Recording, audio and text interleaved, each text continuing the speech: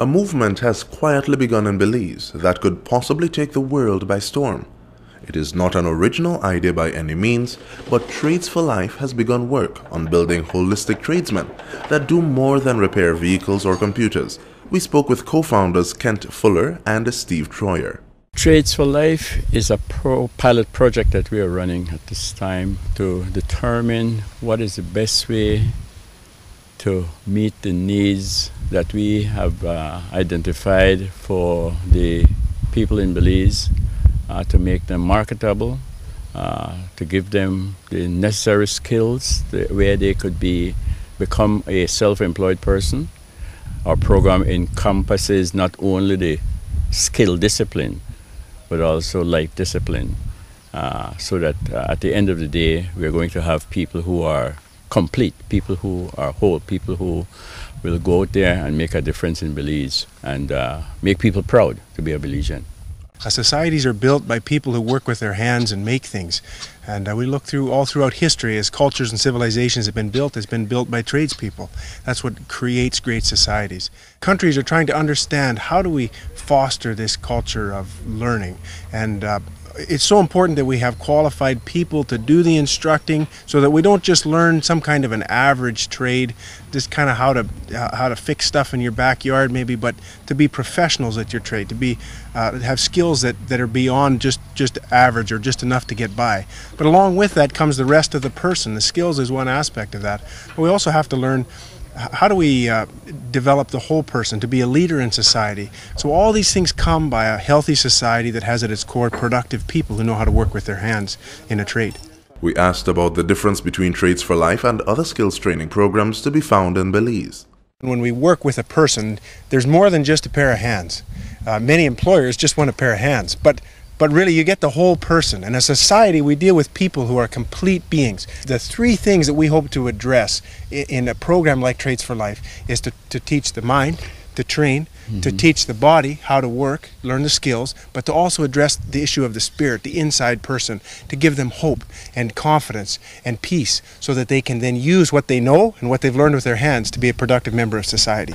What we were looking for was a place to test this idea of this approach to education. I did extensive research. I hired a consulting firm, and we've looked literally all over the world trying to find, where is another organization, where's another model of education like this that addresses the whole person thoroughly and professionally. And we're still looking. So if you know of one, please send me an email. I want to know.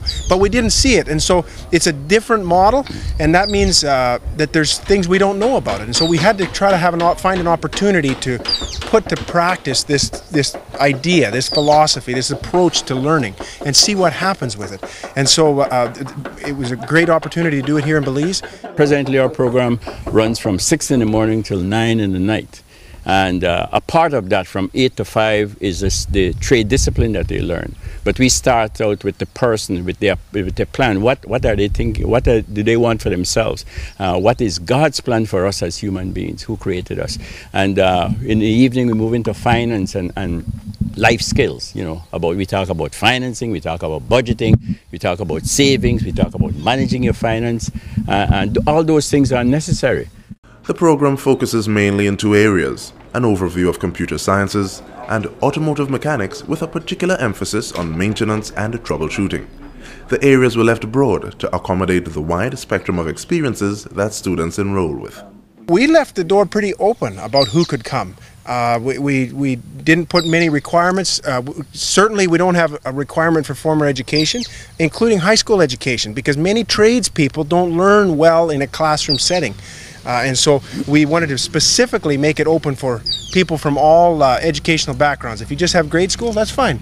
If you want to go into these trades, we'll still teach. Special emphasis was placed on men due to their perceived role in society, different learning patterns for males versus females, as well as the challenges posed by commingled housing. There is an exception, however, as one young lady is a part of the effort and doing well. Results thus far have been encouraging. But ideas this great are accompanied by similar challenges. One of our biggest challenges is finance, and we have been meeting that so far. But it's always going to be a challenge. But we have a big God, And we have seen so far that our head is still floating a little bit above the water right now. But like we feed these students for 5 days, and we house them for 5 days because we think that's important, especially running our program from 6 in the morning to 9 at night. I mean, they need to be here rather than coming in or commuting. The instructors that we have here, some of these guys, they own their own business, and they have laid that aside. They're making a tremendous sacrifice coming down here and giving this time to training these people here and teaching them the discipline.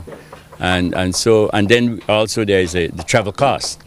They come down every month, 2 from Canada, 3 from Canada, 2 from the States. Sometimes it's more than that because they have to pay for that every time, every module, pay for those costs. And so we estimate that this pilot project is going to run us about $100,000. U.S. Now, when we started out, we didn't have $100,000 U.S. We still don't have $100,000 to meet all the expenses up until the end of this program. But we believe that this program is going to be completed. The same way it started, the same way it's going to finish. Trusting God. The co-founders spoke about the need for synchronizing the program with accredited government institutions for future efforts. They also mentioned that though still a pilot project, the program has already been requested in different parts of the world. We also like to link with institutions like IT Vet, to find out what they're doing and some of the standards that they have and what are the requirements for certification for if we get into the area of electrical and some of the other disciplines, because we would like to take our standard to meet the standards that exist or the standards that are required. At the end of the day, we would like to know that these young men and older men, when they leave from here, they will be considered qualified. And so whatever the qualification requirements might be, we will ensure that our program is tailored to that end.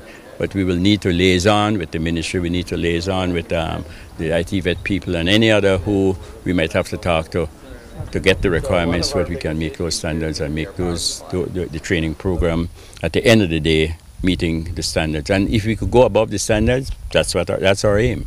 So at the end of this pilot project, we'll evaluate that and see if we need to change and put different criteria for going forward. Certainly we hope to make this a permanent opportunity for people in Belize and around the world. We've had requests from 5 different countries. Hey, can you do this in our country, in Asia, in South America, in Europe, as well as in Canada? So there's a global need to find a better solution to train young men. It's a global need to understand how do we build our countries to be productive societies, healthy societies. See, with not just great mechanics, but with strong fathers. And not just strong fathers, but with balanced men who have time in their life, who know how to make good decisions that can positively impact their communities and their neighborhoods and their governments and their whole society. And that's really the idea of what Trades for Life is meant to address on a grassroots ground level. In closing, the gentleman had this to say. You can go to www.trades4life.bz. That's our webpage. Or you can go to Facebook, Trades for Life, and keep up with the activities that are going on and the progress that we're making here. But also, like I said, anybody, whether it is an individual, whether it is a business, a corporation, and they want to be a part, they would like to see this school, this training program carry on. We need your help. Mm-hmm. We need your help. Yeah. And as much as you can help, we'd really, really appreciate it, because at the end of the day, it is those guys who go through these programs who are going to leave from here with a greater appreciation that even though they might have felt alone, even though they might have felt disenfranchised, even though they might have felt abandoned, they're leaving knowing that there are people who care for them, even people they don't even know, who have made a contribution to give them the opportunity to learn something that is going to help them.